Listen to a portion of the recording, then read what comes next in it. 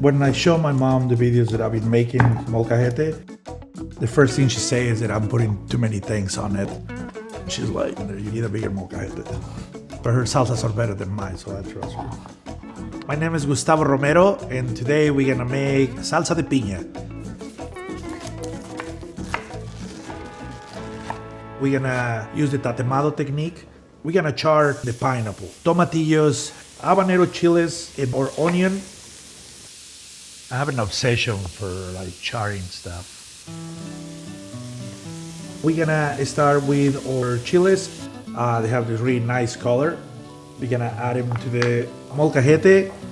I like to add a little bit of lime juice into this. This kind of helps the process of the mashing. We're gonna add also a little bit of salt. We wanna make a little paste with our chiles, since it's gonna be the most intense flavor of the salsa.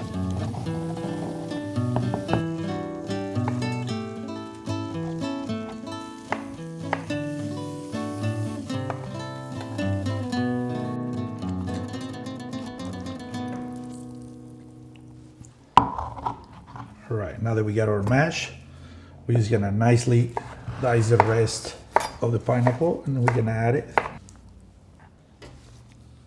We're just gonna chop a little bit of cilantro. Here we have our salsa de piña with habanero.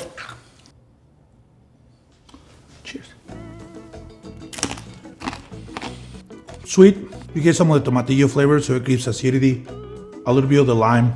And the habanero, the spice start come up little by little. If you want, you can add more. I like to have a little bit of balance on flavor. I think this one is great.